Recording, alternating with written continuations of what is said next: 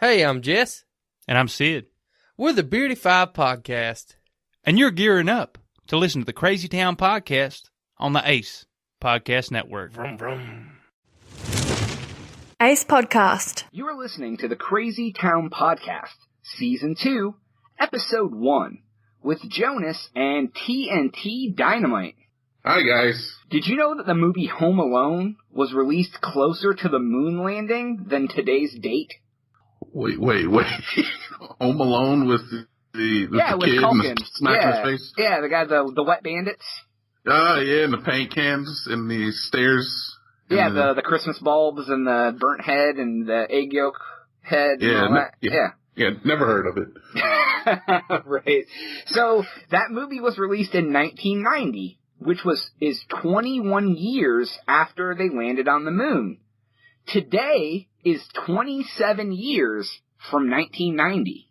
That's quite a time. Yeah, it makes you feel old, huh? No, I'm a millennial. Thank you. Oh, that's right, Millennial Jackson, the oldest millennial on Earth. Fucking this guy. So, anyways, now that we've accomplished that, enjoy the show, everybody.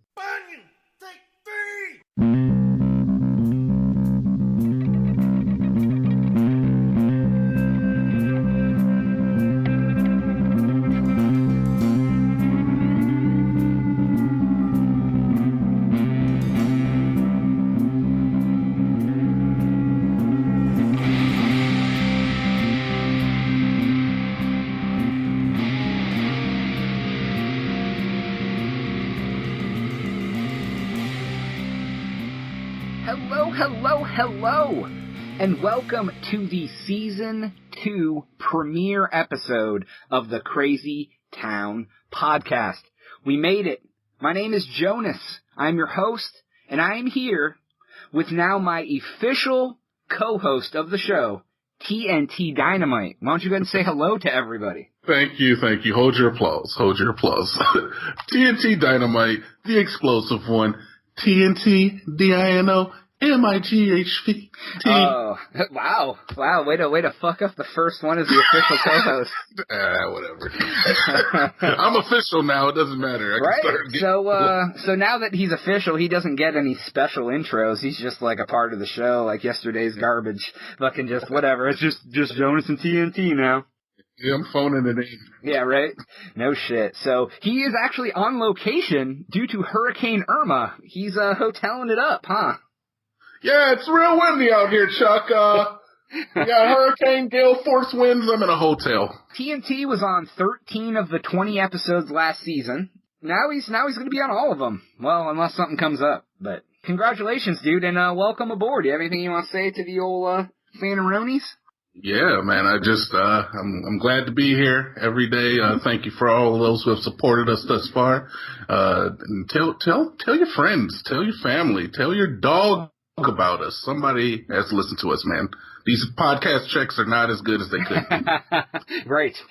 The big, massive checks that we get for this, right? Yeah. I do want to say there is some new music that's going to be on the show. The new band is Something Involving a Monkey. They're on Misfit Toy Records, which is misfittoyrecords.com. And also another very talented guitarist, Dave Garrett, is also providing some music for the show. SoundCloud.com/Dave Garrett. DaveGarrot. Something Involving a Monkey is on Facebook. You can check them out. They're very unique. They're an awesome band. Just wanted to give a shout out to those guys real quick. If you aren't following us on Twitter, @TheCrazyTownPod, if you don't follow by the end of this episode, Aunt Tina won't take you to the Science Center this weekend. Aunt Tina is a saint? Yes. Right. And as always, the cornucopia of continuous information about the podcast is thecrazytown.com. TNT, we do have a wonderful Super Season 2 premiere show planned for today. Oh, do we? Oh, we do. It's actually going to be so big, that's what she said, it will be broken up into 2 parts. And for you fans out there, you won't even have to wait 2 weeks for the second part. That's right. Next week, part 2 will be released. Oh, look at all that value. I know. You get, yeah. So it's going to be quite long, but bear with us. You know, we like to give you your money's worth considering it's free. So anything we do is worth the money that you put into it. So then following part 2, there's going to be episode 2 right away. So at least 3 weeks in a row of brand new episodes from the Crazy Town podcast. Oh my God. I know. To start this episode off, I kind of want to do a new setting expectations for the podcast for season 2. Almost kind of like a State of the Union, if you will, TNT. Okay, all right. It's like when the president gets up there and talks about the state of the country. Oh. I'm going to leave my political views to myself. Yeah, it's probably best. We don't talk about politics on the show, which is probably a good thing. In the very first episode, going way back, I sat down by myself and I talked about what you could expect from the podcast. And back then, I had no idea what the hell this was going to turn into. I didn't know if I'd be hosting it by myself. I didn't even know if I'd still be doing it, period. I had zero idea what we would do on the show. So I kept the expectations very, very low, so that way I wouldn't disappoint anyone. Well, but thanks to everyone's support, every single expectation that I had, I don't know about yours, TNT, has been blown out of the damn water. Without everyone listening to the show and communicating to us, it wouldn't be anything. You know what I mean? Yeah, I don't know what you guys are doing with your time, but thank you for spending it with us.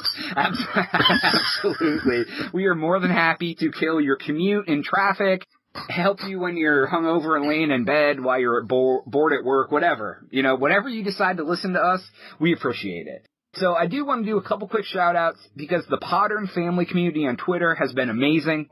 They've helped retweet us and share us and help us and give us advice. It's been amazing. And then, of course, the Ace Podcast Network, who believed in a guy with no podcasting experience and a random idea and let me join their network before I'd even put the show together. They're over at acepodcast.com.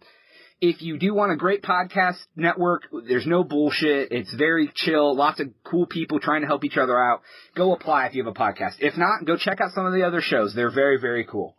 I wanted to, thank so many other people, but I can't do that right now. I did a blog post on the website, season 1 in review, where I go into more detail about, who helped and thanking and all that.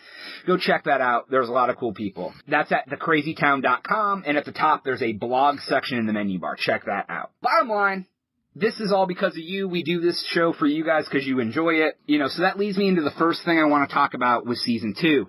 The fans. TNT, how do you feel about getting the fans more involved this season? Well, Jonas, I have discussed this with you ad nauseum, and I think we need to get them more involved, damn it. Right. I think that we should be probably the most fan-involved podcast out there if we can make that happen. In order to do that, we need your guys' help. We want you to reach out to us. We will reply. I reply back to just about every single person that reaches out to me just because I enjoy talking to people. On Twitter, reach out to us. Our email, crazytownpodcast@gmail.com. Send us news stories. Send us what you like about the show, what you hate about the show. Questions that you want us to talk about, topics you want us to get into. If you want to know if we like boxers or briefs, I don't give a shit. Send it in. We'll talk about it. If we like it, we'll talk about it, and we'll give you a shout out on the show, for doing that. So, what do you think about that, TNT? You want I think that's a great idea. And here's a quick freebie. I'm a boxer guy. Me too. Boxers. Oh yeah. Silk. Except for just cotton. But if I go to the gym, I wear briefs because it's not really awesome to work out in boxers. I don't know why. I need the extra support. That's more information than I want to know about your boys. I wasn't talking about my balls. Your boys. Your fellas. I wasn't talking about them. Oh, wait. Maybe I was. You were talking. You said you needed to support them. Oh, well, I was talking about all my illegitimate children I have all over the country. I had to support my boys. Just kidding. No, you probably do. Whatever. So one other thing we have that we want to announce brand new for the season, we have a brand new voicemail line for fans to call into. Yeah, taking over the 22nd century with voicemail. Right. Here you go. Right, absolutely. We're going to call it the Crazy Town Podcast Rant and Rave voicemail line. So original, right? If you call and leave us a message, and we think it's awesome, we will probably play it on the show and give you a shout out. So if you want to use it for giving us kudos, telling us that you hate us, if you want to call and cuss us out, that probably would be great, because I would love to play that shit on the show. Yeah. Call the voicemail instead of taking it out on your baby mama or your ex-boyfriend. Oh, so like if they're drunk dial us instead of drunk dialing their baby mama? Yeah. Oh, I like that. We'll be happy. Let's do that. We'll make it a drunk line. I don't give a shit. And also, if you hate your boss, I want to know what's going on in your guys' lives and what you're pissed off about. We'll see. We'll hopefully get some people to do that, and we'll do that. So you guys ready for the phone number? Yeah, what's the number? I'm writing it down right now. Are you gonna call in when you're drunk? You already know it. Hey, this is TNT Dynamite. I hate you guys. I'm totally gonna call in and play myself and be like, Jonas is called into the show. Phone number, area code 512, tax 1, NIP. All right, I'm ready. Go ahead. Make fun of it, TNT. I know. No, dude. I know how difficult it was for you. Tax 1 NIP, perfectly fine. Yeah. I like boobs. I hate taxes. Perfect combination, yin and yang. I get it. It fits perfectly with the Crazy Town Podcast because it makes no sense.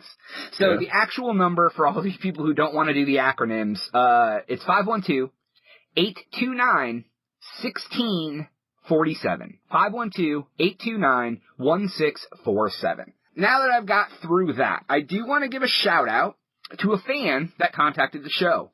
Oh. I'm gonna try to do this on just about every episode, whether people email us or reach out on Twitter. I want to give people some credit for reaching out to us because we appreciate it so much. Her name is Monica DuPont. She lives in Silver City, California. It's at DuPont Blues on Twitter. She had messaged me, and during part of the message, she said something that really kind of stuck out to me. I thought it was kind of cool. She said that you guys are a refreshing treat to all that conventional crap you hear on most radio stations. So I thought that was very awesome of her to say, because we try to be something different, than what everything that's out there. You know what I mean? Dude, I'm going to cry. Are you? Did it touch your subcockles? I'm tearing up a little bit. And I have a boner. Oh, shit. I don't know how that works. That's just how it works. When you cry, you get a boner. Yeah, I figured. But, she's been recently under the weather. She had mentioned that as well. And, I, myself, Jonas, and I'm sure TNT, we wish you a speedy recovery. Hey, get well, Bo. And we are absolutely glad that you listen to our podcast. And, spread the word to whoever you want. We love having people listen. And, TNT, we also have a fan mail today. Someone had emailed the show over the break. Jesus. I know. I love it. We're like a plethora of people coming at us. Her name was Deanna. She lives in Gainesville, Florida. I'm not sure. Where is Gainesville? Are they in Hurricane Irma's path? Dude, I don't know. I'm not sure where Gainesville is. But anyways, she wrote, Dear Jonas and TNT, I love the show. I've been listening since the Unlucky People Super Show. I fucking love that episode. Episode 13, guys. Go check it out. It's awesome. Is that one of your favorites? Yeah, it's up there. It's top 3. Top 3? All right, cool. Yeah. All right, she continues. But I have a question. Where do you guys do your show from? You've talked about being in Texas, and talked about being in Florida, and even mentioned some things about Ohio, yet your Twitter says parts unknown. That sounds about right. Right, exactly. It does, totally. I will say that is absolutely true. Are you guys close to Gainesville? Deanna? Actually, there is multiple answers to that question. We are originally from Ohio, but TNT lives in Florida, and I live in Texas. So we actually are multi-state bound at this moment. That may change in the future, but as of right now, that's what we do it. So we do a lot of it over Skype and whatnot. But thank you so much for writing in, and keep the questions coming. And so now that we've given the fans some love, TNT, I want to get into Season 2. Let's set some expectations for the people so they know what to expect from us as the consummate professionals we are in Season 2. Yeah, turn the box around and read the nutritional facts, Jonas.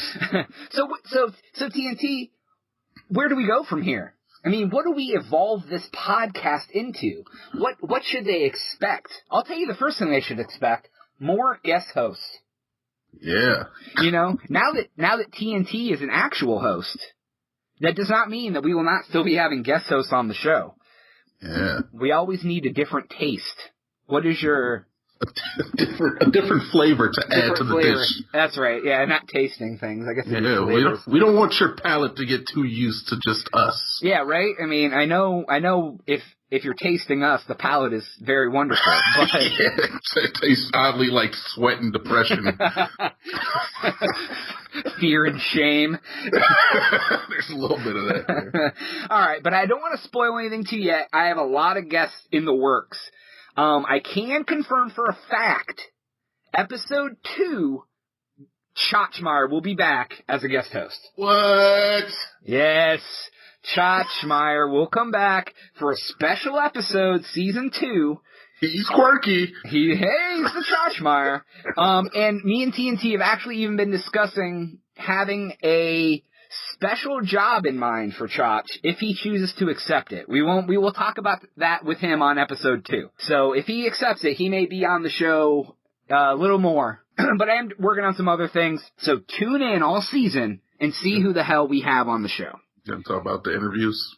That's the next point I have, TNT. Okay. Thank you for Vanna Whiting me in on my Pat Sajak. And what about interviews, Jonas? Oh, I'll tell you about interviews. We decided we're going to start trying to interview people for the show.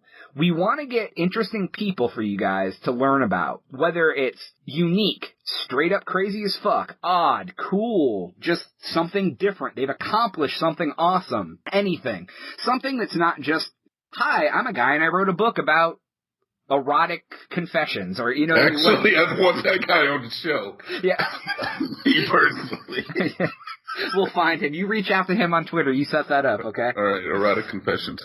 Yeah. Right. So, a little later in the show today, we have our first interview. It's going to be split between part 1 and part 2. We recorded it not long ago. It's the hosts of the SexWorkBB podcast, webcam models Shaye Taylor and Kyra Kane. Was a great episode, or a great interview, wasn't it? Oh yeah, video chat, fellas. Yeah, video chat. Yes. So, no, it was an awesome interview. We're going to break it into 2 parts. It'll be half of it will be on this episode and half of it on the next. You guys want to stick around and hear this this interview. It's very, very cool. I also have some other interviews in the works. I have some things lined up, but again, I don't want to spoil it. You're going to have to turn in every episode and find out who we got. The next thing I want to touch on. Ooh. Can I be next? I'm sorry, that was uncalled for. We're going to touch on TNT Dynamite. Next thing I want to touch on, Are You Urban? Coming back. It's coming back strong. If you guys have not listened to Are You Urban, go check out episode 18, the season 1 finale. It was the trial run of the game. It was me and it wasn't me, I was hosting, TNT, Chachmeyer, and we also had the Beardy 5 podcast guys on as well for a trial run. Love those guys. Yes, and I crushed them all with my shoe. You did. I'm hoping next episode to get a 1-on-1 rematch with you and Chach. Yeah. And then I want to have the Beardy 5 guys come back on to do a rematch with you later in the season. And all who oppose me will be trampled underfoot. Right.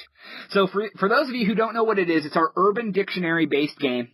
We're going to do it quite a few times throughout the season. It's a great game to listen to because you can actually play along with it. It's a word-based game, so definitely check it out. It's a lot of fun. Which leads me to our next topic. We're going to have some more special episodes and try to throw some new segments in this year. Last year we only had 1 special episode. It was the number 13 Unlucky People Super Show Extravaganza. See what I did there? 13 Unlucky. Yeah. Yeah. I like that. So this year I have a couple ideas. May have, I don't know. Spoiler. What? Well, I'm going to throw a spoiler out. Right.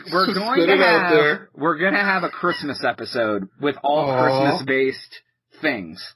Yeah. So, Christmas is on a Monday. We release our podcast on Mondays, so I figured, why the fuck not? Christmas morning, before you open your fucking presents, listen to the Crazy Town podcast. Hot cocoa and Santa cookies and...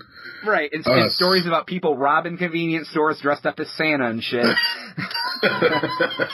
Salvation Army ripping people off and all sorts of shit. The other segments, we have some ideas. I don't have anything in stone, but there is one segment that we can officially announce, and it's about to get dropped on your ass right now. What? TNT, do you want to talk about your new segment? And we're going to call it Learning with TNT. Oh, yeah. Well, I happen to be very intrigued by the English language. Actually went to college for it. He's a word nerd, everybody. He's trying to get technical. He's a word nerd. I mean, you can use the pejorative word nerd if you like, but pejorative. I just happen to like the English language and vocabulary. So I want to share some of my favorites, some of the subtle nuances that lie in my mind. And I just want to share that with the listeners. So you're gonna drop some knowledge on our ass. Yeah, a little bit. All right. If anyone replies back to us, you should try to use the word that TNT used in the episode to when you shout us out on Twitter or whatever. That would be awesome. Yeah. All right, what is the very first word? You know what I'm going to do, TNT? All right. I'm going to start a page on thecrazytown.com that lists all your words so everyone can go and see them and what episodes they were in. That's fine by me, dude. That's awesome. All right, what's number one? Go. TNT Dynamite, first word of the season, priapism. Ooh, can you spell that for the folks? Yes, absolutely. Priapism. Priapism. A priapism is a prolonged erection of the penis, usually without sexual arousal, lasting more than 4 hours. Oh, that's dangerous. They say that on the Viagra commercials, that if you're more than 4 hours, you should go seek medical attention. That is a priapism. Oh, really? So why is that a medical emergency? Because it can traumatize the penis. That's what she said. Thought we're going to be adult. I mean, excuse me, sorry. I mean, that's a tragic thing that happened to a man. No, but yeah, they can be dangerous. I mean, it starts to hurt, dude. I'm sure you've had like a all-day jackathon. Yes. I didn't think you were going. I didn't think you were going there, but I guess that works. Yeah, you know how like an all-day jackathon it starts hurting after a while. Oh, yeah, I guess. Yeah. So why don't we use this in a sentence to show everyone how it can be used? All right. When I heard the messages from our viewers, I was crying, but I also achieved a priapism and had to seek medical help. I love it. All right. Well, thank you, TNT, for educating us on some vocabulary. I try. And, I just again want to thank everybody. That's kind of what you can expect. I'm not going to say season 2 is going to be better than season 1 because I don't want to fucking toot our own horn, but I think we're going to have a lot more crazy shit going on than we did in the first season. We kind of have a little idea of what the hell we're doing. A little bit. We aren't complete fucking green, but, we're more of like a, seafoam blue, if you will. Seafoam blue. All right. But anyways, we're going to take a break. We will be right back, and we'll get into a little bit of news, the shit we normally do, before we drop this interview on you later in the show. We will be right back.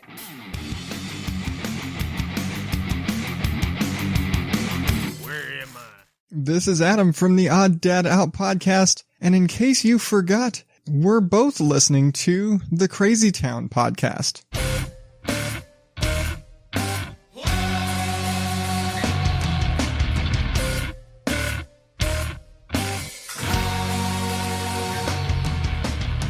And we're back on the Crazy Town podcast, TNT and Jonas. TNT, have you ever heard about the police making a mistake about anything? I hate you. I seriously hate you. No, Jonas, never. You've never? Wow. Do you know? Respect our boys in blue farts TNT, too much. policemen are normal people, too. They make mistakes. What? Mm-hmm. All right. Right. I'm have something in mind. What particular mistake did they make this time? Oh, I don't have anything in mind. That's another topic. Oh. Anyways, no, I'm joking. I'm joking.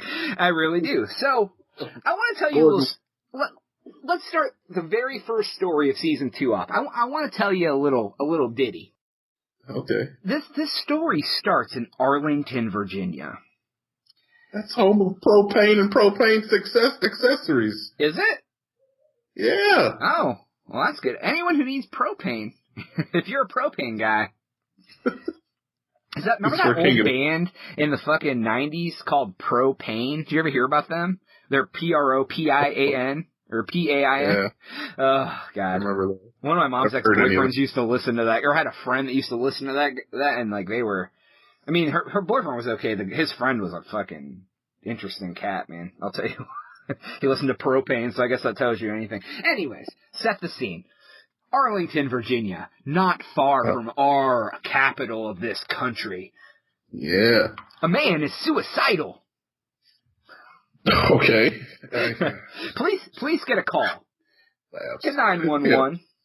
Yeah. I'm gonna not be so dramatic. I'm gonna get back. No, to it. dude, I like the dramatic, man. Well, okay, here we go. Sense. 2 women with no idea how to save a man call 911 frantic. The dispatcher answers the call. The women say, anyways, the women call and say this dude is mentally ill and he's suicidal and he's at their home and they were afraid that he would commit suicide. Police get dispatched out. They roll out to see what sort of trouble was afoot. So, what do you think this man was doing? I mean, what would a suicidal man? What is the first thing? Like, not someone who's like really suicidal, like that's by themselves, like about to kill themselves. Like, you know, if you're saying you're suicidal in front of a bunch of people, causing a crazy muck. Oh, you're saying he was feigning suicide? Well, I mean, first of all, anybody who's thinking, seek help, because we do not support suicide. Not one bit.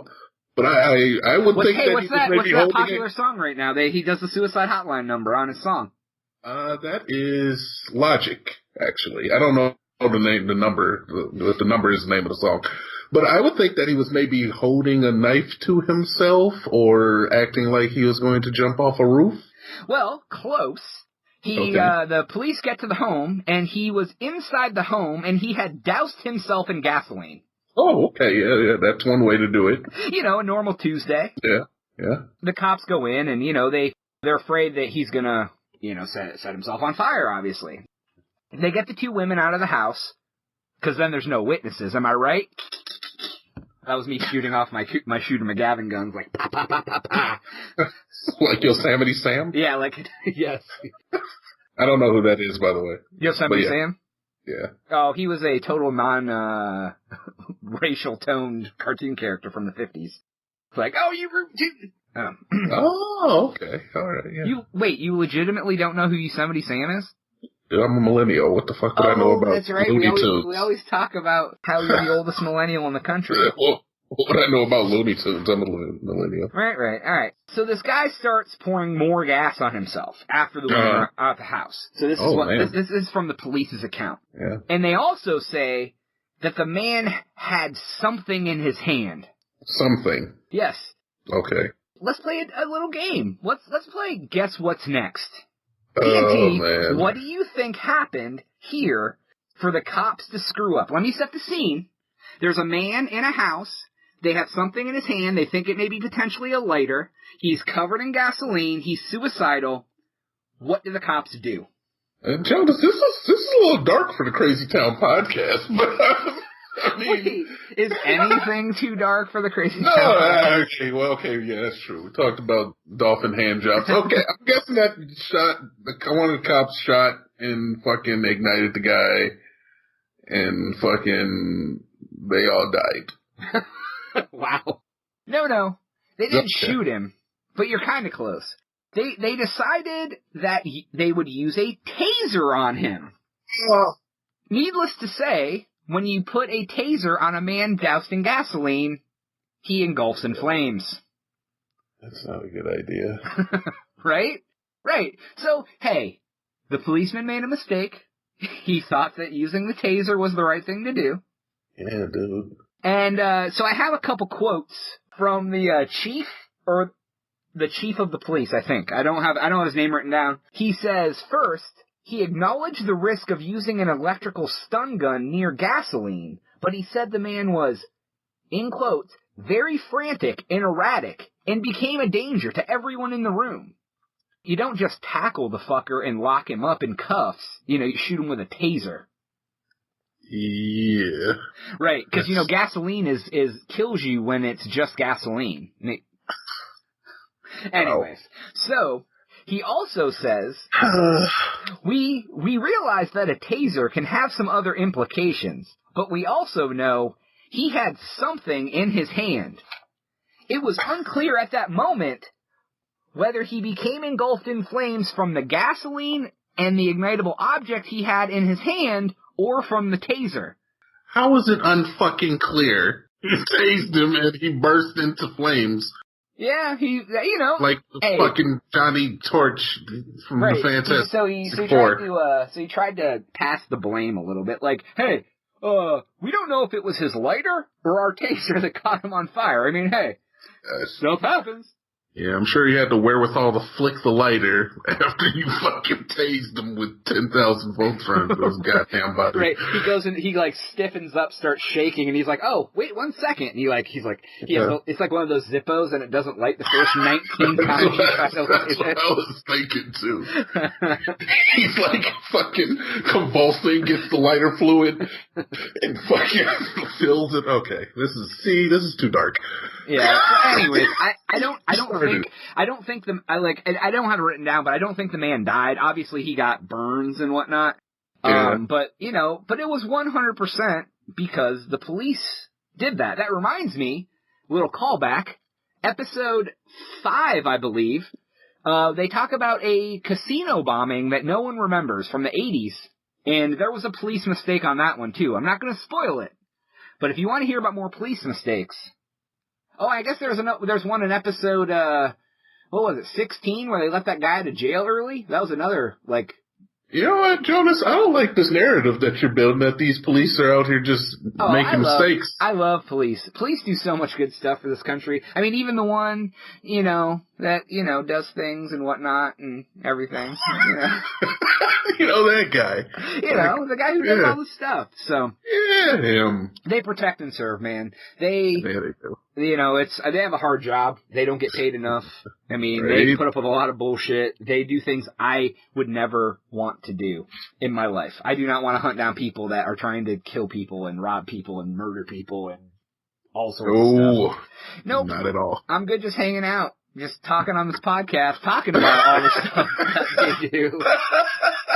I'm flapping my big fat guns about them. I'm way better just talking about everything that they do than actually going out and doing it. So you don't know if the guy survived or not. I read the article. I did, because I read every article that I do. Yeah. But I forgot to write down if he lived or died. Is that bad? Is that bad of me? At least it's like the Alfred Hitchcock endings. You know what I mean? It's like, Yeah, we ain't CNN here, guy. It's fine. Either way, he's pretty fucked up. I mean, he was doused in gasoline, he burst into flames. I mean, how many seconds do you think it takes to put a towel on a tased man on fire? How do you think a towel is going to extinguish the flames if he's saturated with gasoline? Oh, wow. Maybe he did die.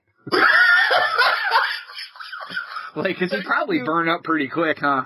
Thank you for bringing the story that recounts the last moments of this man's life and bringing that to the public.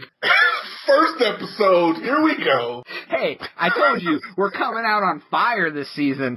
Literally, boom, boom, pun intended. All right, God, cool. We're gonna go ahead and take a break. We're going to come back, and it will be our first half of the interview with the hosts, webcam models of the SexWorkBB podcast, and then we'll get to that. So, all right, we will be right back with our very first ever Crazy Town podcast interview. You don't want to miss it. The Crazy Town Podcast. Hi, I'm Alex. And I'm Dimitri. We're the Boondoggle. And you're listening to the Crazy Town Podcast.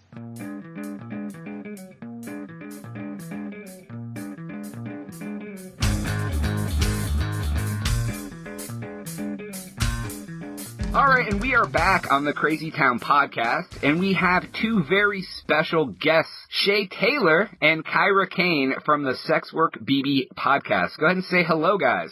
Hey, what's up? Kyra. The other one is Shaye. Yeah. Alright, do you want to tell everybody where they can find your podcast and all that stuff on the interwebs?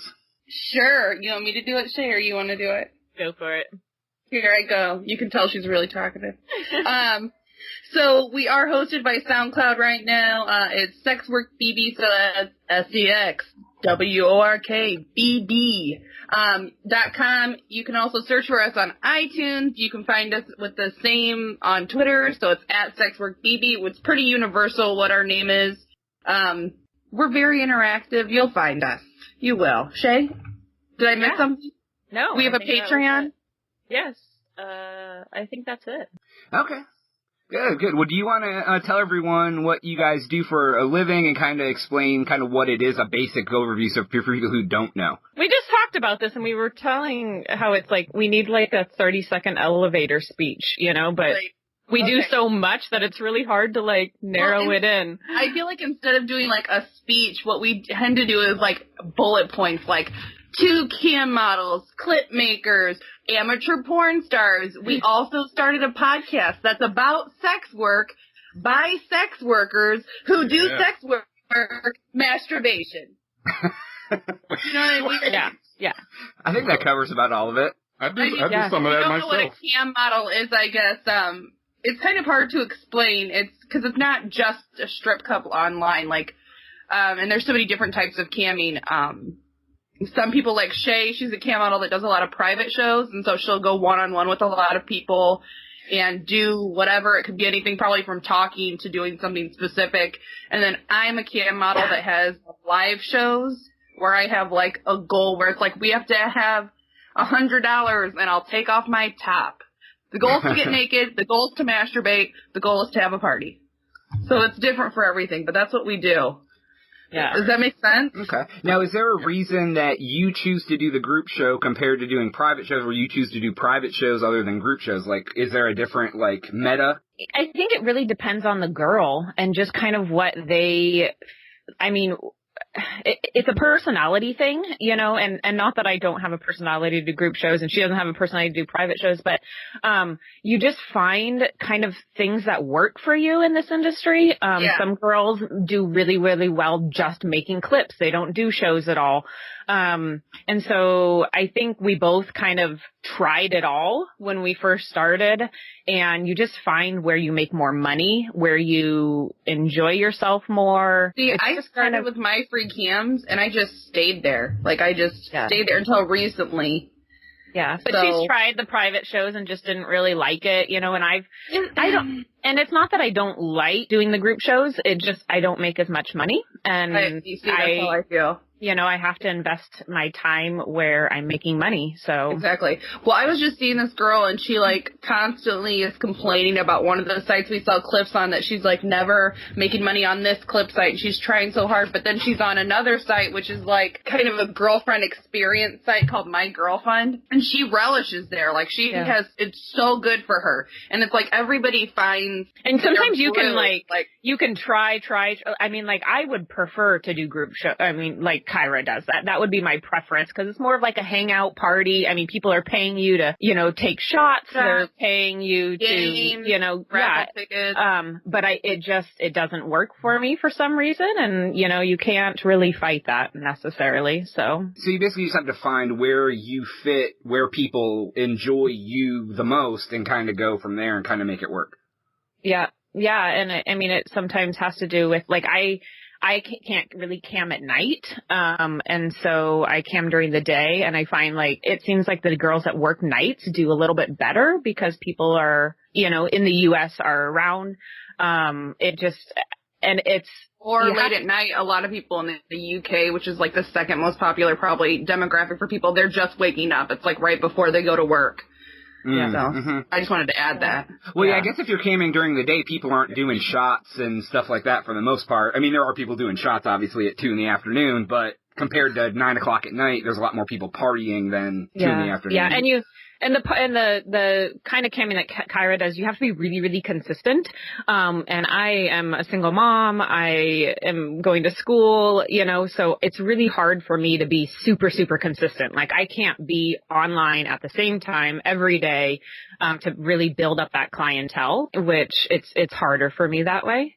Well, and I was going to say is, like, every time, like, I'll be consistent and I'll go into a groove and I'll, like, be camming, like, 4 days a week, same time, same days, and then, like, something happens and I just decide to skip 1 week and then I ended up skipping 2 weeks. When you come back, you are starting over. Like, the people that will see you, they're still coming. And just because you're not there doesn't mean they're going to leave. They're going to find another girl to hang out with because you're not there. And then they might want to hang out with her for a while. And maybe they'll come visit you, but they're definitely not going to be there for you like they were. So it's almost a definitely, like, what have you done for me lately sort of, you know what I mean? Like, they forget about you and just move on to somebody else. Not in such brash terms, but, like, they're going to be there giving money and doing stuff regardless if you're there or not. Right. Yeah. Right. Well, if they can't see you, they forget you. Right. That makes sense. Yeah. Are you both on My Free Cams, MFC? We are both on there. I'm not really active on there. Like, when we go to conventions and stuff, you can cam from My Free Cams, and so we do that. But I'm mostly on StreamMate. Okay. What's the difference between, say, My Free Cams and the other cam sites? I heard on your podcast that you referred to Chatterbait, which is another stream service, as a remedial service, more of like for beginners. But what makes it any different? Well, Chatterbait allows couples, for one. Transgender boys. They're more open, I think, than My Free Cams to the type of models that they accept. And it seems like the traffic is higher on Chatterbait in my experience. Like, I would have sometimes 1,000 people in there, but only like maybe 5 of them are tipping. So you feel like you're getting a lot more freeloaders than My Free. I was just going to say, I feel like the pay for play there is cheaper too. Like on My Free Cams, it's like $200 for me to go topless. But if I plan on going topless on Chatterbait, I'm going to have to make it like $75, $50 because they're not going to stick around for that. And they're like more inclined to like give you a yellow wall, which is like where they just tip you so much that the wall, like your chat room completely goes tips. They're more inclined to do like one token. Yeah. But on like MFG, a lot of the time I'll get like people that are like, 50 token, 50 token, 50 token, 50 token. So, So it's like comparing like a J.C. Penney's to like a high-end clothing store. Like in that kind of, you know what I mean? Like, I don't want to say that because there are some girls on Chatterbait that do extremely well. Some of the highest tips ever are on Chatterbait. Really? Yeah. Oh, and then they'll go over to My Free Cams and try it and won't do well at all. Yeah. You know? So again, it's just finding what works for you and what you enjoy. I was going to say, I think the reason we call it remedial, though, as well, is because there's something called a cam score, where you get scored by how long you're on and how much money you make while you're on. And on My Free Cams, that determines your placement. So if you're not doing very well, you're on for 8 hours and you only make $20, that's going to plummet your cam score. And then on Chatterbait, they don't have that. It's on room count to show you where you, like, land in the area. So I think that's why it's remedial. Like, you have to be prepared to make that money so your cam score can be up so you can, wouldn't you say, Shaye? Yeah, I mean, a lot of the cam score on My Free Cams is daunting for a lot of girls. You know, it's a balance to try to be online and work your time, and at the same time, you know, if you're not making tips, you know, to get offline so that cam score doesn't, like, it messes with it, and then your placement goes way, way down, and then you're, I mean, at the bottom of 10,000 girls online, you know? Right. Well, yeah, I mean, I guess I'm sure placement, like, especially on the My Free Cams, if you're at the very top of the page or you're 90 rows down, makes a huge difference of random people that pick your room. Right. Well, and I think that's why I mean, on StreamMate, like, I'm on, like, the 3rd row, you know, so I think that's why I do better on there than My Free Cams, and so you can't fight it, and you just have to go with what's working for you, you know? Interesting. How long have each of you guys been doing cam modeling? November. November. November for, 2 years. I think we both started will be 2 years. We both kind of took a break. I came back and have been full time. June was a year for me. So Full time? That means yeah. no other employment? No other employment, yeah. Oh, that's awesome. They're making Good for you money. guys. They're banking Thanks. guys. Yeah, good for you guys. I guess it depends on how hard you work. right. That makes sense. That sense. Now, do either of you guys remember the exact moment you ever first considered being a cam model and like where that thought came from? We'll start with Shaye. You know, I try to think back, and I think it was a series of events. I had a boyfriend at the time that liked to challenge me a little bit. It was more of a dominant, submissive relationship, even though I wasn't aware of it at the time. Gotcha. And he kind of was joking about it with me, and at the same time I was looking for a house to buy, and my real estate agent I've been friends with since we were in 3rd grade, and he was joking about my home office, and I think like all of it kind of came together. Mind you, at the time I had never masturbated before in my life, so I didn't even know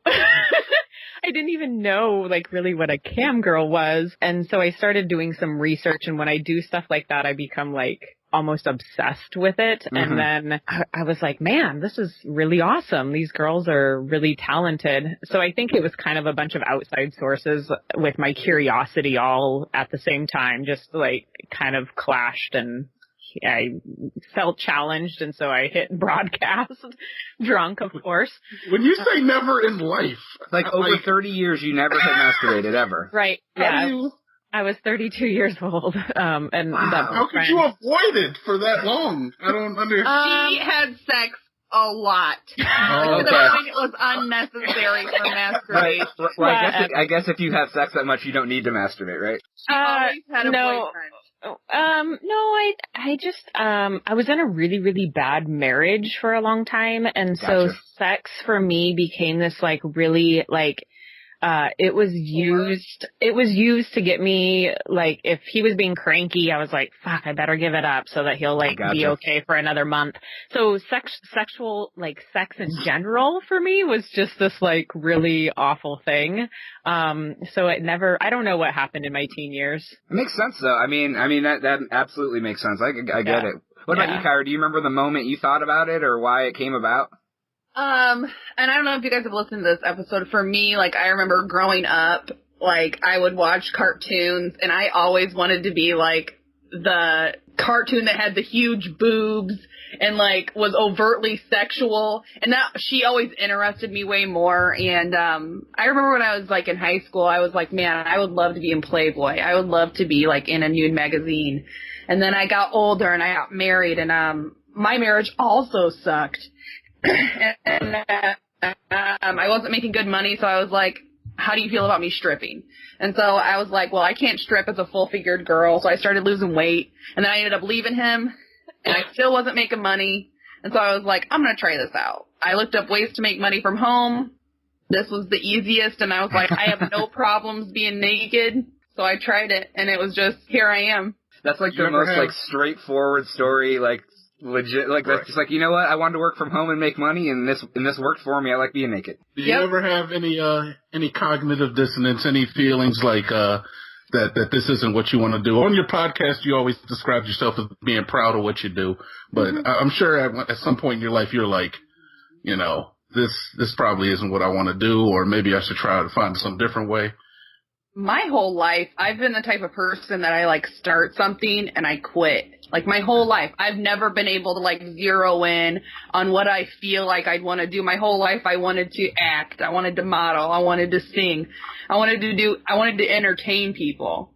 And so me finding this is kind of like, I don't know if I could be successful if I went to Hollywood. I don't know if I could be successful if I went to New York on Broadway. But I started doing this, and I'm decently successful. This is working for me. And, like, I think about the longevity of it, and I'm like, how long are we going to be able to do this? Yeah. But since it's 2017, and social media, the internet, cam girl, like, pornography, it's still new. Oh, so, absolutely. like, 20 years from now, who knows what it's going to become, but it'll seem a lot more normal that I've been doing it. I'll just be a veteran cam model. Well, and, I mean, we've never spoke about this on our podcast, so this is going to be, like, new information for everybody. Dun, dun, dun. take. I know Kyra's like, oh shit, what is she gonna say? You Do I already know it? Yeah, you know what you don't know what I'm gonna say, but you get where we work camming maybe a couple hours a day, and we make really good money. Mm-hmm. And so we've talked amongst ourselves. I mean, we're kind of spoiled at this point. Oh my God.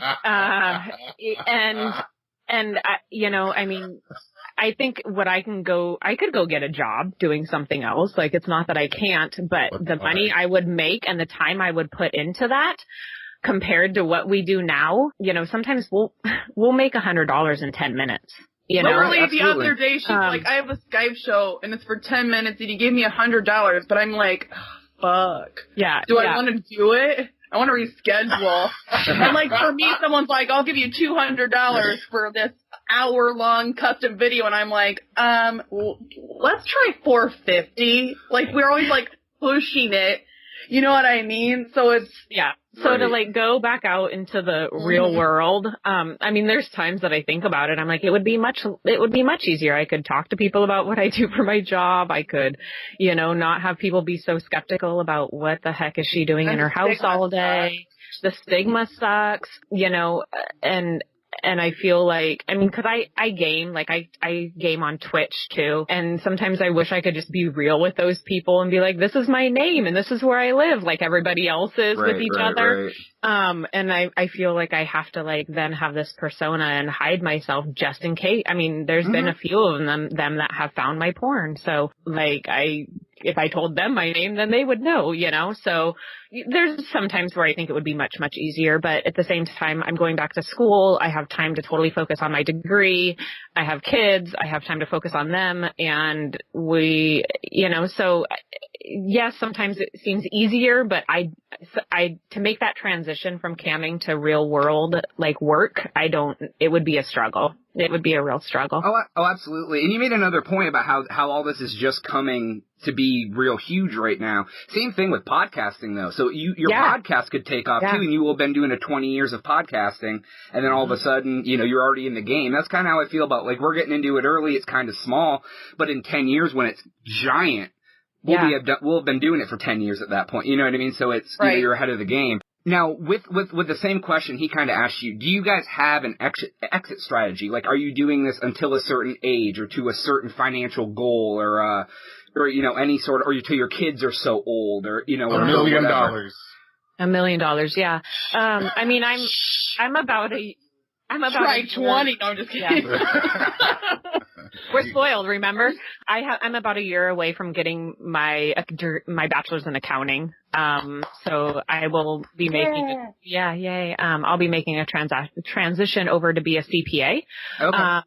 But I probably will stay in the sex work industry. I have several cam models that have came to me and asked me if I will be their CPA once I'm done. There's a need for it. Awesome. A certified public accountant, so doing taxes and things like that for them, and having a cam girl that kind of understands how it works, and being able to, I mean, because we can write off dildos, we can write off underwear, you know, makeup, makeup, hair done, getting your nails done, your room, your internet. Well, how many sex work accountants are there? You know what I mean? Like, exactly. I don't know of any. Well, I mean, there's this thing called the Cupcake Girls organization, and they help out cam models in need and stuff like that. And I'm sure if somebody came to them, they could find somebody. But in a couple of years, it'll be Shaye that they And imagine, I mean, if you're the only one, I mean, I'm sure those people will get the word of it. Eventually, they'll try to copy or whatever. But you'll be the only one. So you could have hundreds or thousands of girls coming to you saying, hey, will you help me figure out how to save money on my taxes, blah, blah, blah. That's great. That's a whole different genre, you know? And I think there's a lack of trust amongst people in the sex work industry just because we have to be so careful. You know, girls are backstabbed and they're outed by fellow girls and things like that. So to have a cam girl that, you know, I mean, because you're giving these people a lot of information. You're giving them your real name. You're giving them your address, you know, everything. So to have somebody that you know and is a fellow sex worker that isn't going to have a stigma with it is super cool. So I think that's a great idea. Good for you. Yeah, good for you. That's awesome. See, she's like ultra prepared. Okay, so I'm have you decided to go to school yet? If I He went talks to about it a school- lot. I know. I know. I'm the thing aware. is, if I've I done went my to school, research. it would be 16 years worth of school. I'd want to be a sex therapist. I love that kind of stuff. And then if I didn't, I'd go for 2 years and be a sonographer. You know what I mean? Like, and do ultrasounds, which still involve the vagina. So Right. it's like either way. But I love the sex work industry, and I'm really proud to be a sex worker, and I'm as proud as I can be without putting my family in jeopardy. Right, right. But when I think about it, I'm like, their options are so unlimited. Like, I could start writing books. I could try to force this podcast to become something a little bit more tangible money-wise. I could become a producer. I could become an affiliate marketer. There's like so many different things that I could try to do. I haven't decided. I have no clue what I'm going to do. I'd love for this podcast to end up being something real, like something that is a staple in the sex work community that people go to because they know we're there for them. But I also love doing what I do. I like making clips. I like doing all that stuff. And I think 10 years from now, I'll just start doing more mom fetish stuff. So it's like... That makes sense. So you don't have an exit strategy per se. You're going to just kind of let it naturally evolve into whatever. Look, I've seen 60-year-old women making bank on these campsites, man. Yeah. They're out there. I mean, I don't watch them. I'm not into that kind of stuff. Hey, we don't judge you. But I want to touch, you guys mentioned on, I think you said Chatterbait, there's transgender and male. Is there, like, I mean, I don't really even think of male cam models per se. Is that a big industry? Mm-hmm. Yeah, they I attract. think it's getting bigger. They attract a lot of gay males, mostly, that not makes females. sense. Yeah. Okay. I was just curious because I wouldn't think that females would go watch a guy on cam. They could go to some random chat site and find some dude willing to whip his dick out. You know what I mean? Without paying them. Yeah. Get started, Jonas, if you want to get into the business. Yeah. Yeah, there we go. Well, if I can be honest, too, females, I feel like when we want to masturbate, we know what we want to see. And usually, like, for me, I want to see, like, girl, oiling, Nuru, like, big tit play, something like that. And, like, I don't want to, like, search, like, big dong swinging. You know what I mean? Like, it's not, like, for women that, like, it's the difference between men searching big tits and girls searching big cock. Right. Like, we might watch it sometimes. Well, and we get paid to watch guys masturbate. Right. So it's not necessarily the thing that we run to, like, be like, can you do that for me for free? Yeah. And they'd be like, hell yeah, I will.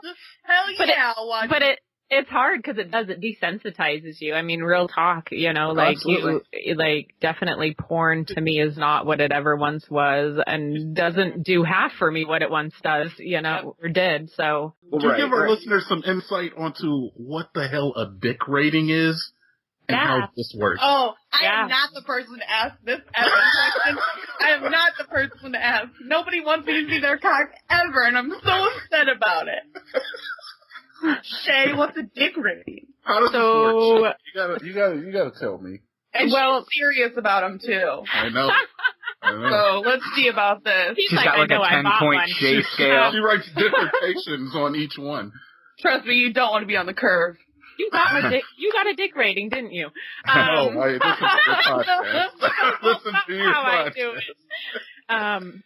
So I do them for 5 minutes, so they're topless, and I rate their dick. So she records herself topless. Records myself topless video. I do 3 different kinds of dick ratings. One, I will just tell you like I'll give it a rating 1 to 5.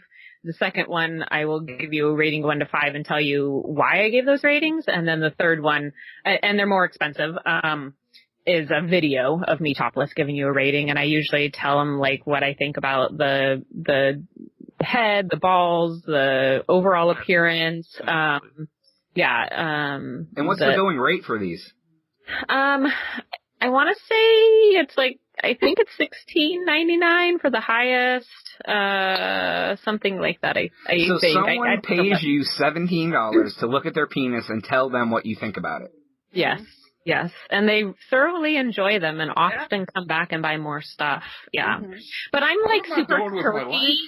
I'm like super like I'm kind of goofy, and I get commented a lot on like the personality that I bring into the dick rating, and so that's I've had some guys buy dick ratings like 3 or 4 times. Like I don't know what you want me to say differently the third or fourth time I rate it, but well, it doesn't really change like over the years that much. Angle. Right. Yeah. So I think they just like the personality that you put into it. Maybe you have no personality. What does the guy get out of that? You'll have to ask them. I don't know. I feel like some guys, they have like, cause I think some guys just want you to tell them that you like it. And then I think there's the opposite of it.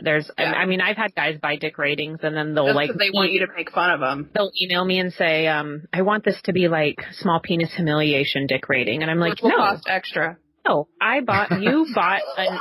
you bought an honest dick rating. So I'm going to be honest with you. If you want me to humiliate you in a video, you need to pay me $50. So. Right. Exactly. I That's have to pay crazy. you to talk bad about my dick. Yeah. Oh, yeah. man. Dude, I'm all about it. Domination, Entrepreneur. that's huge. Yeah, Humiliation is huge. That's so Huge. crazy. Oh my God, that's awesome. Unlike their dicks. Oh, Some girl.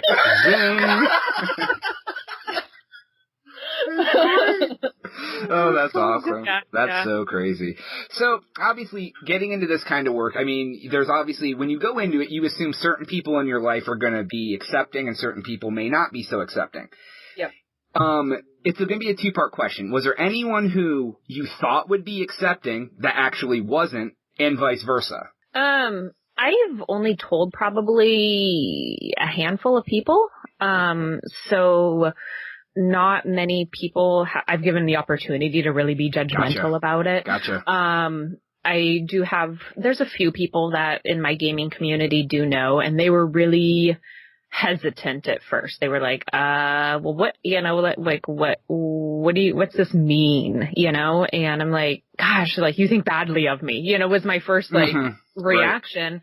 Right. And the more that they get to know me, they see I'm an awesome mom. I'm a great person. I'm a good friend, and they've become like, we don't even talk about it, it's just kind of, it is what it is. But I will say that a majority of the people, they kind of talk bad about the girls that go on like Twitch and stuff and use their boobs and stuff to gain followers. So I think, absolutely. So I think that they kind of put me in the same category as them and then learned that that is not the case.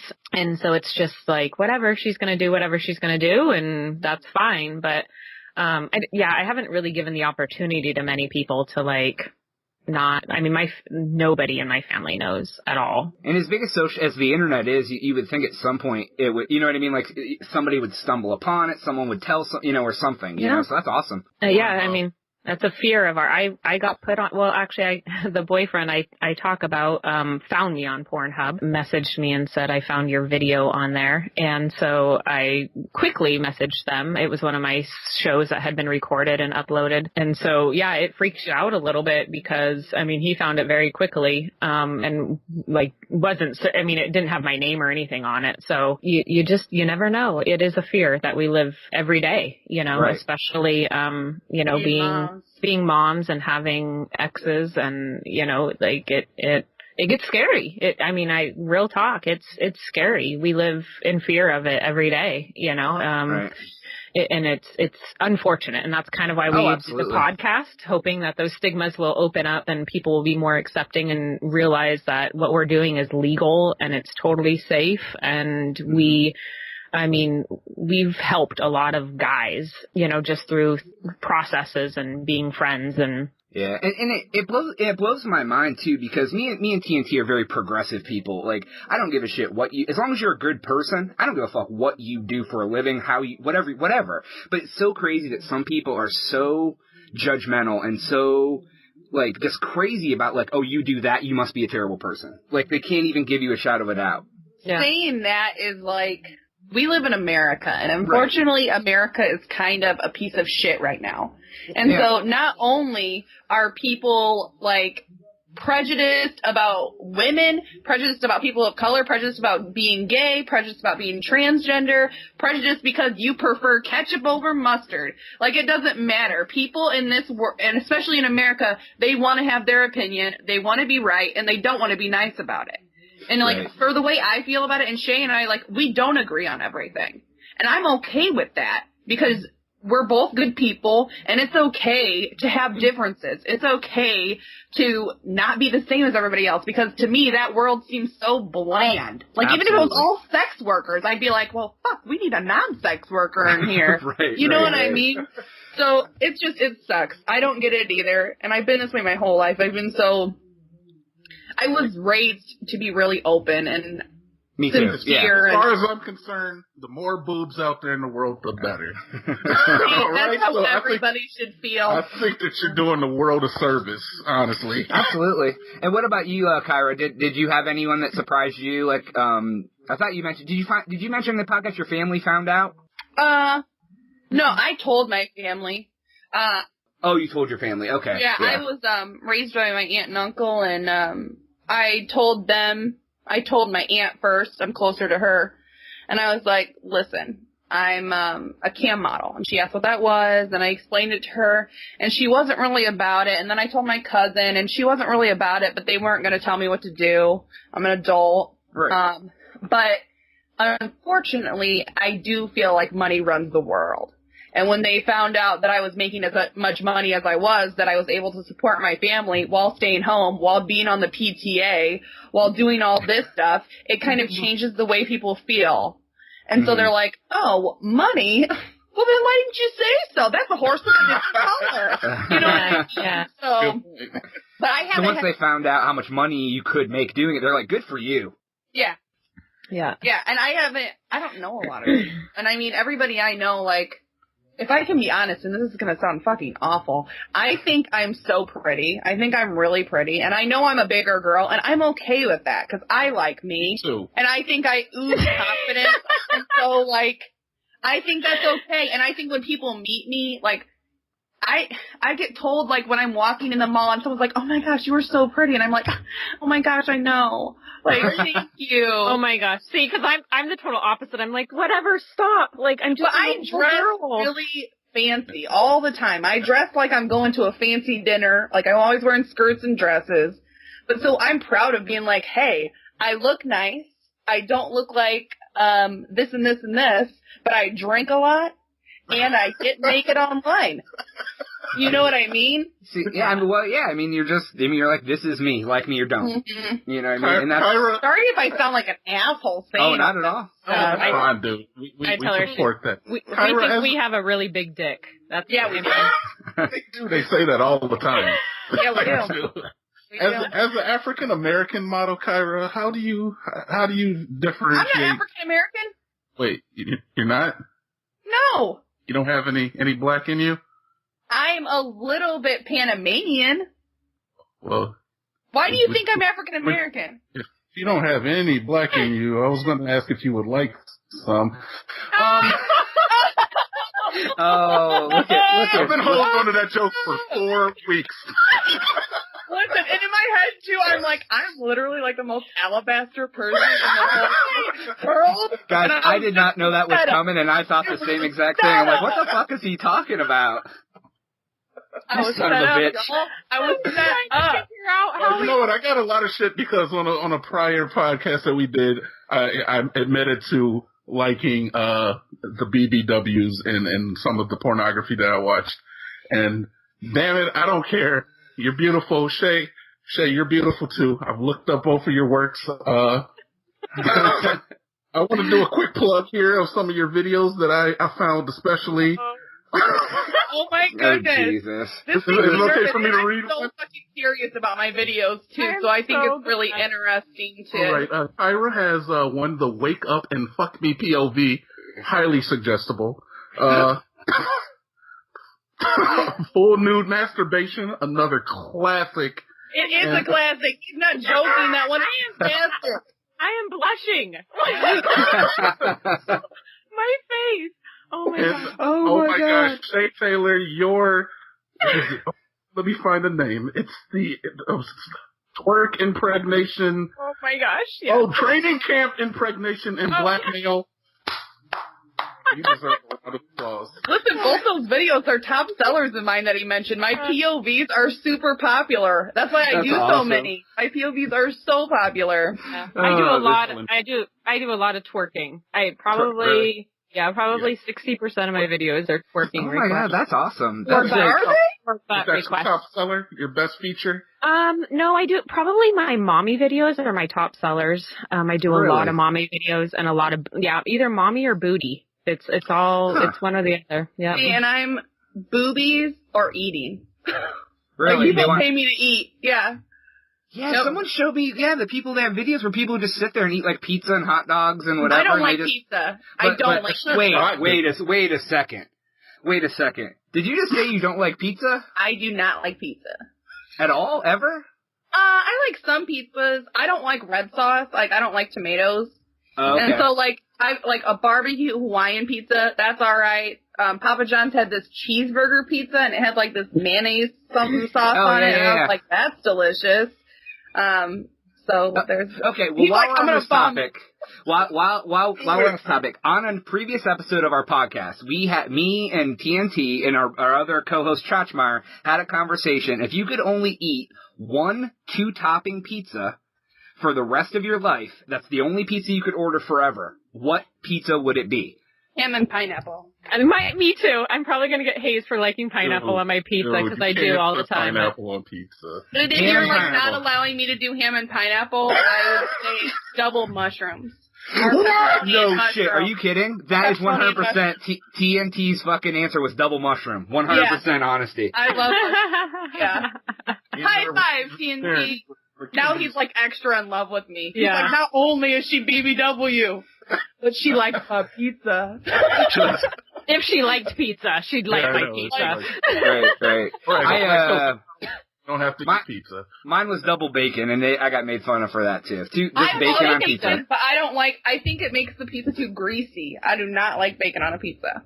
Well, I can respect that. Absolutely. Sorry, that's a totally random question, but it was something that I wanted to ask you guys anyway. So it came up, so it figured out it was perfect. I'm really surprised you guys could do this for this long, and you don't think men are like the scum of the earth, though. Because I'm sure you run into some really disrespectful, real assholes. I am so rare on that disrespectful scale. I rarely get trolled. I don't have guys that disrespect me. And if I do, it's like far and few between. I don't have people sending me random dick pics. It's really weird. Like, my life is so weird compared to other girls. I don't know why. I think it's because looking at me, I feel like I maybe look like I don't put up with shit. Like, I'm gonna be like, well, go fuck yourself. How about that? Well, yeah, you would think that, like, to be completely honest, I would think that cam models would get a ton of unsolicited dick pics. Like, they do. There are Twitter accounts that are their profile picture is a penis picture. Like, you're gonna get automatically blocked. And if you're not getting automatically blocked, that means that model is hurting. That model thinks she's gonna try to convert you into a payer. She's like token hungry, money hungry, is not doing very well. So if she's entertaining you, know that either her shit's not that great or her game's not that great. Cause wouldn't you say, like, if you see somebody with a profile and their picture is their dick, what do you do, Shaye? Block them. Automatically. Boom. Yep. Right. Yeah, I have to say, I'd probably do the same thing.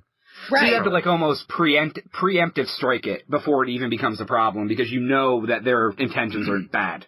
Yeah. The Crazy Town Podcast.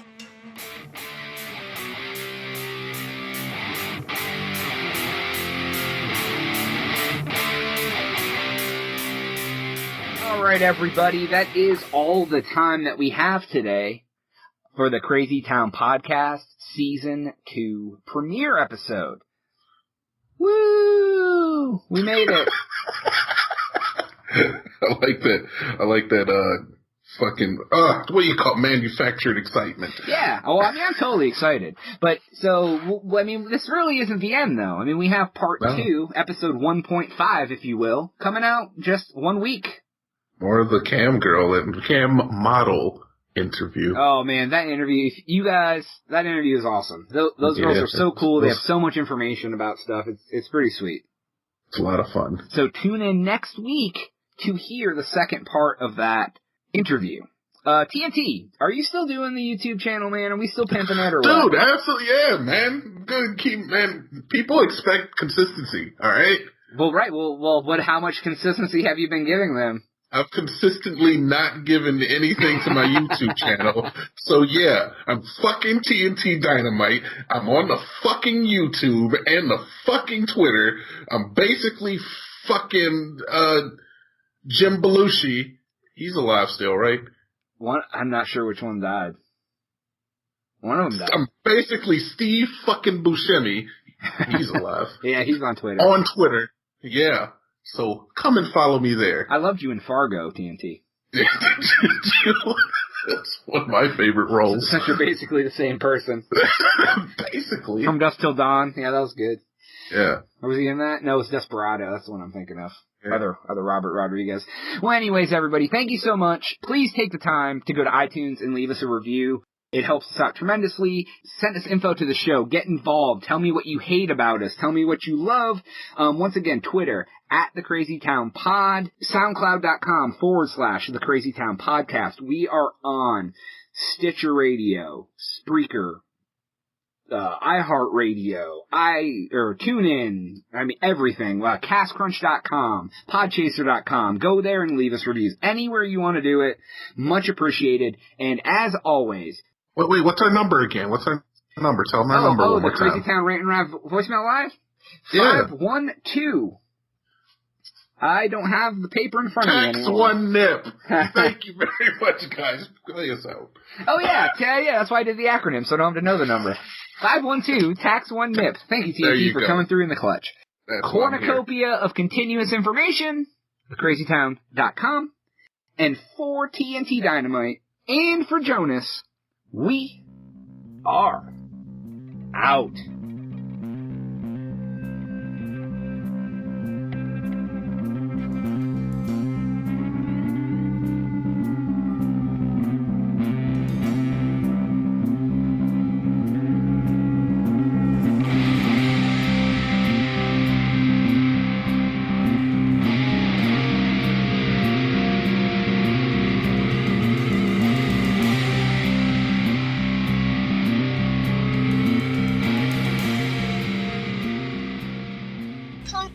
Over.